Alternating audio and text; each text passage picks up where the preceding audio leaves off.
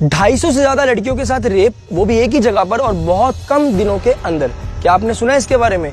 नहीं सुना होगा, आपके पेरेंट्स ने भी नहीं सुना होगा। नमस्कार, मेरा नाम है सार्थक। आज मैं बात करना चाहूंगा अजमेर रेप केस 1992 की, as known as India's biggest sex scandal.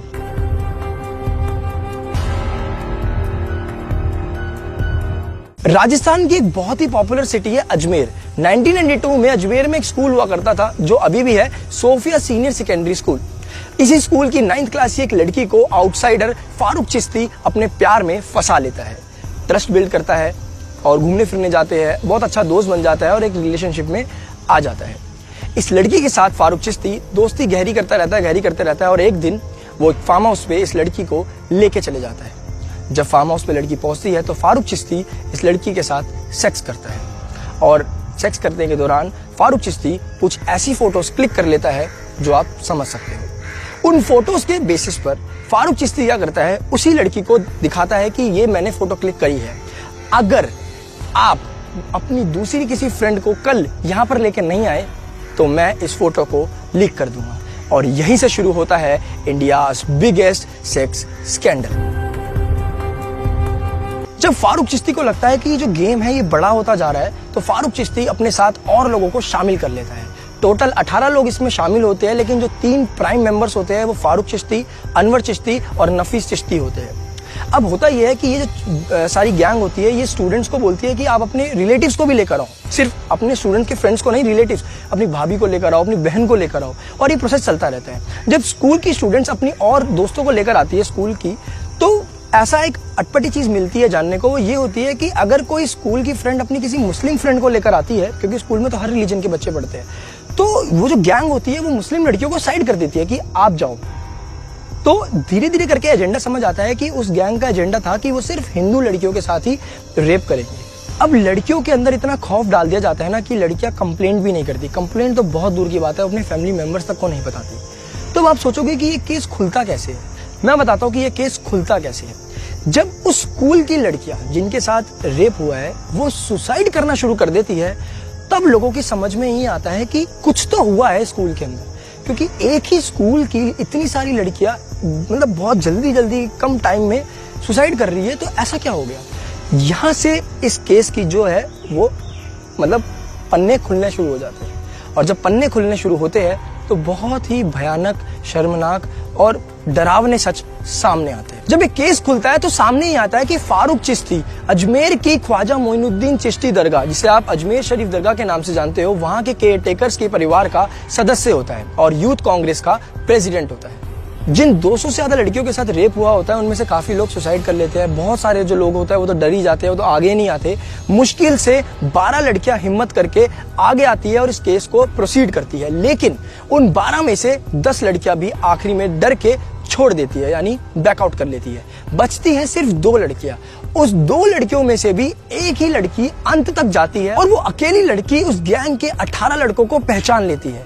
1992 के 6 साल बाद यानी 1998 में उन 18 लड़कों में से 8 लड़कों को सजा होती है, वो भी उम्र कैद, जो 2003 में सुप्रीम कोर्ट कम करके सिर्फ 10 साल की कर देता है।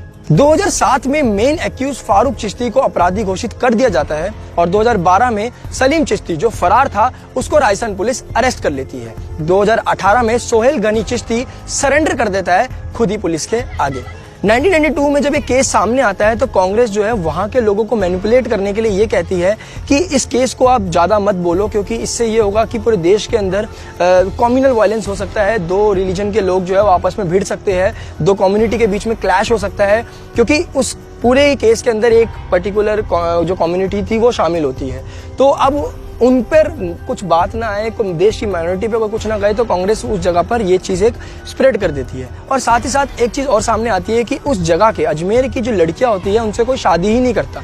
मतलब काफी सालों तक ऐसा होता है कि अगर दूर स्टेट या किसी और सिटी का लड़का या कोई भी रिश्ता आता है, बात होती है, पता चलता है कि लड़की अजमेर की है, तो सीधा मतलब लड़के वाले जो होते हैं बोलते हैं नहीं, हम अजमेर की लड़कियों से शादी नहीं करेंगे। इतना बुरा हाल अजमेर के अंदर हो जाता है। अब बात आती है इस केस से थोड़ी सी अलग पर बहुत ही ज्यादा इंपॉर्टेंट, कि हमने हमेशा देखा है कि आश्रम जैसी वेब सीरीज आपने देखी होगी, 3rd सीजन शायद आ चुका है, बहुत ही ज़्यादा लोग पसंद कर रहे हैं कि कैसे एक जो बाबा होता है वो आश्रम के अंदर बहुत गलत चीज़ें करता है। बनाई गई मूवी जो है चल रहा है, लेकिन मेरे को ये सवाल बार बार माइंड में आता है कि 30 साल हो चुके हैं इस केस को, लेकिन आज तक कोई मूवी या कोई वेब सीरीज या कुछ भी शॉर्ट मूवी भी इस अजमेर केस पर नहीं बनी। ऐसा क्यों? किसी में इतनी हिम्मत क्यों नहीं हुई कि वो अजमेर केस पर भी कुछ ऐसी मूवी या वो बना सके? जो अजमेर में 1992 में हुआ वो शायद अब तो नहीं होगा, क्योंकि हम बहुत ज़्यादा एडवांस भी हो चुके हैं टेक्नोलॉजी से और एजुकेटेड भी हो चुके हैं, हमें बहुत जल्दी भनक भी लग जाएगी अगर ऐसा कुछ हमारे आसपास में चल रहा होगा। लेकिन अजमेर जैसा नहीं, लेकिन अजमेर की जो नींव रखी गई थी वो नींव आज भी रखी जाती है, और सिर्फ एक पर्टिकुलर स्टेट या सिटी में नहीं, पूरे भारत में रखी जाती है। और वो होता है कि जो इमेच्योर लड़कियां होती है, जो 12 साल, 13 साल, 15 साल, क्योंकि अजमेर केस के अंदर भी जो एज ग्रुप था वो 11 से 20 साल की उम्र का ही था। तो आज भी इसी एज ग्रुप को टारगेट किया जाता है। जैसे फारूक चिश्ती आउटसाइडर जो था वो आया था, वैसे ही आज भी इन स्टूडेंट्स को, स्कूल गोइंग स्टूडेंट्स को प्यार में फंसाया जाता है, क्योंकि ये जो एज होती है ना, ये बहुत जल्दी अट्रैक्ट हो जाती है चीज़ों से। कभी कोई किसी लड़के की हाइट से अट्रैक्ट हो जाता है, कोई उसकी फेस कट से अट्रैक्ट हो जाता है, कोई बियर्ड से अट्रैक्ट हो जाता है, कोई हेयर स्टाइल से अट्रैक्ट हो जाता है, कोई लग्जूरियस जो लाइफ वो जी रहा होता है उससे अट्रैक्ट हो जाता है, और कुछ इंसान को पागल, मतलब इन द सेंस कि प्यार की बातें कर ट्रस्ट बिल्ड करके आज भी जो है वो ये सब चीज़ें होती है। तो मेरा बस आप लोगों से एक रिक्वेस्ट है, अगर इस वीडियो को पेरेंट्स देख रहे हैं तो उनसे भी रिक्वेस्ट है, और जो बच्चे देख रहे हैं उनसे भी, कि आप इतनी जल्दी किसी से अट्रैक्ट ना हो, क्योंकि आपको नहीं पता कि सामने वाला पर्सन किस तरीके का हो सकता है। हमने कितने केसेस देखे हैं कि सामने वाला पर्सन जो है वो अपनी आइडेंटिटी को चेंज करके आता है, मतलब नाम ही बदल के आ जाता है, ट्रस्ट बिल्ड कर देता है, और ट्रस्ट ऐसा बिल्ड कर देता है कि उस पर्टिकुलर लड़की को लगता है कि हाँ भाई यही व्यक्ति है जो मेरा ड्रीम बॉय है।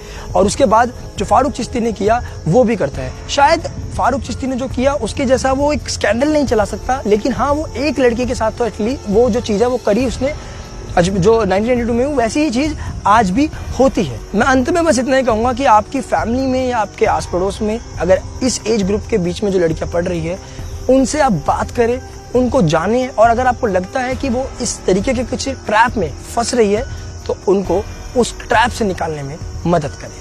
धन्यवाद।